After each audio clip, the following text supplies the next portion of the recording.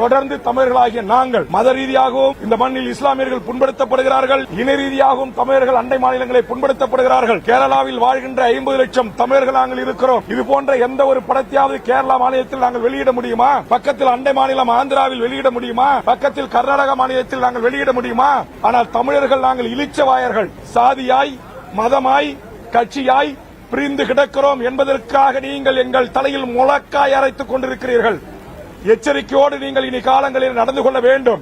இந்த மண்ணில் வாழ்ந்து கொண்டு, எங்கள் சென்னை மாநகரிலே வாழ்ந்து கொண்டு, எங்கள் தமிழ்நாட்டிலே கோடிக்கணக்கான ரூபாய்களிலே இன்றைக்கு லாபம் சம்பாதித்துக் கொண்டு, தொழில் முதலீடு செய்து கொண்டு, எல்லா விதமான வியாபார தளங்களிலும் கோலோச்சி வியங்கிக் கொண்டு தமிழர்களுக்கு இரண்டகம் செய்கின்ற, துரோகம் செய்கின்ற திரைப்பட நடிகர்கள், இயக்குநர்களை வன்மையாக கண்டிக்கிறேன். இனி இதுபோன்ற காட்சி அமைப்புடன் படம் தமிழ்நாட்டில் வந்தால் அதை நாங்கள் ஒரு காலத்திலும் அனுமதிக்க மாட்டோம் என்று எச்சரிக்கை செய்கிறேன்.